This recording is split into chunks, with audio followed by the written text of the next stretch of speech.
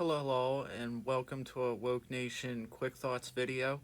Um, just a brief update on the channel itself, as those of you that are regular subscribers or viewers of my content have noticed that usually I put out videos on a weekly basis, but ever since this coronavirus thing started, um, I've limited it to maybe once every 2 weeks or once or twice a month, which is basically bi-weekly. Couple reasons for that, just really quick.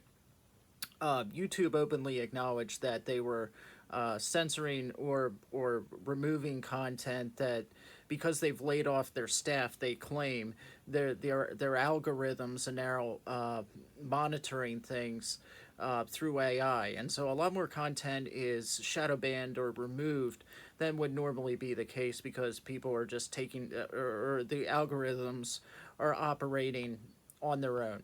So my content, my channel is a small channel. As anyone that's listened to me knows, I want to grow in the future.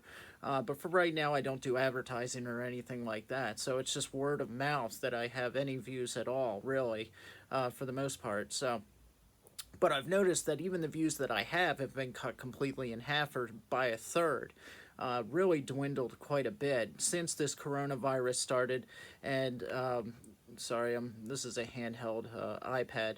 And since this whole thing, their algorithm was allowed to operate on its own, basically. So for that reason and others, I've sort of slowed down the content. Now, I've also been writing more on my blog, The Haze Factor, and I'll put a link to that in the show notes below. On this video, so I've put out a few more articles, and I'm going to be working on that a lot more during this time than I will be the YouTube channel for now.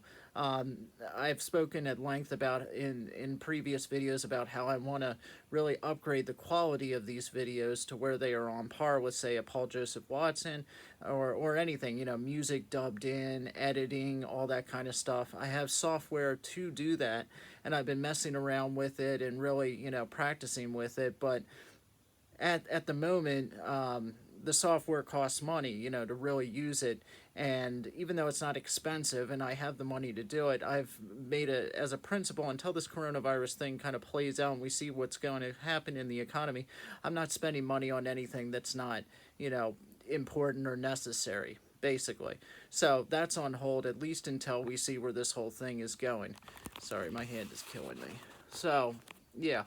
Um, so these videos will kind of be um, sporadic for the time being. So I would encourage any of you that are subscribed to check out the blog, The Haze Factor, and again, there will be a link down in the show notes below. One thing I wanted to speak on really quick was I've been on social media quite a bit, following certain people like Matt Walsh and some others who I really do agree with on this whole lockdown.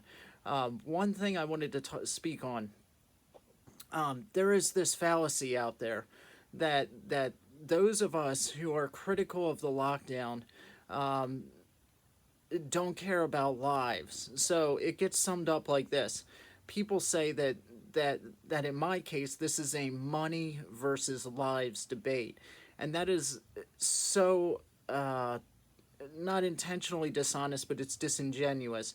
And the people that pose this argument obviously have not really looked into the effects of, or the facts of what an economy actually is. So just very briefly, this is not a money versus lives debate. This is a lives versus lives debate, and a livelihood versus livelihood debate.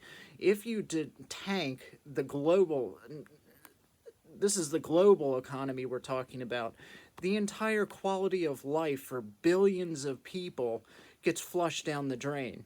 Okay? So it's not just that I want to go to restaurants and, oh, I can't go to the movie theater, and dang nabbit, on St. Patty's Day I couldn't go out and get a pint with my friends. Good grief, it has nothing to do with that, and I've never heard anyone make that argument.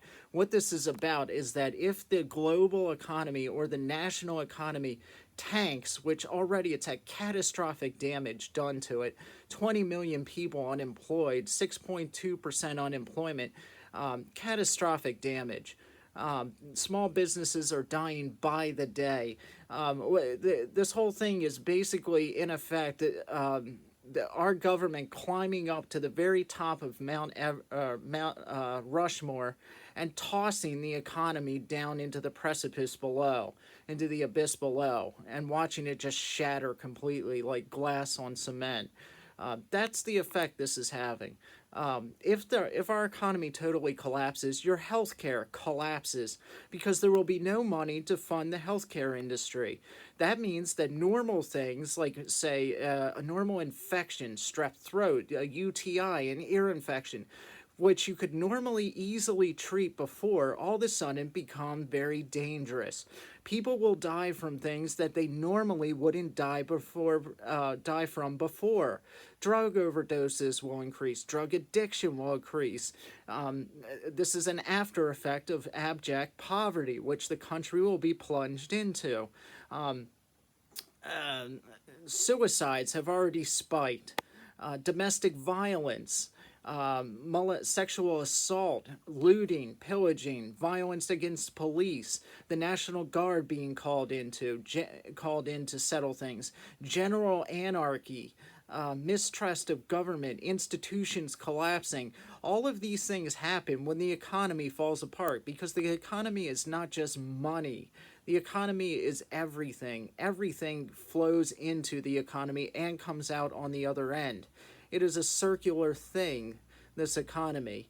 And so if the economy collapses, far, far more devastation and death is likely to ensue than if we had kept parts of it open through this entire thing, quarantined only the sick and the immune deficient, and kept the healthy out working, and done our best with social distancing and cleanliness, etc., and kept most of the economy open, as particularly areas of the country that are not hard hit by the virus.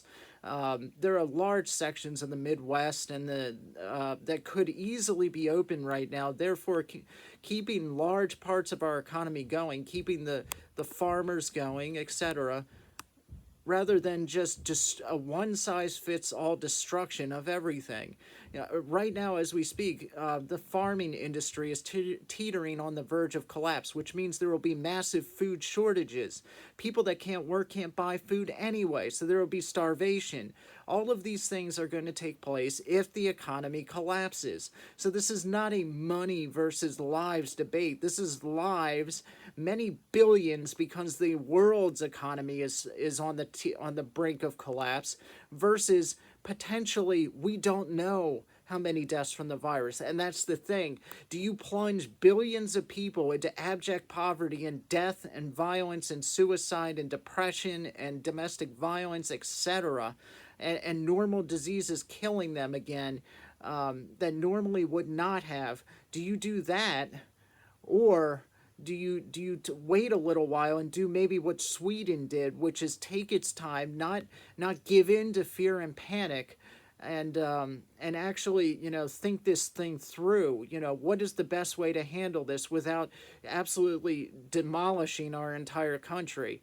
We didn't take that approach. We panicked. We acted irrationally. We didn't think things through. And a lot of people are suffering because of that panic. Far more people will suffer because of the fallout from this than from the virus itself. The models have already been proven wrong. The Imperial College model, etc. All of them, from 2 million that were supposed to die to 200,000 to 80,000. Now it's 60,000. Then it's 40,000. Then it's 30. And then it's just like the normal flu, which is anathema now. How dare you say this is just like the flu? Well, when it all boils down, it probably will be. And the only thing we'll have to show for it is absolutely demolished, catastrophically crippled global economy and abject poverty now the world over. So think that one through the next time you tell somebody, oh, you don't care about lives, or you're just arguing for money over lives. No. Do a little research. Read about what an actual economy is. In the meantime, good night and God be with you.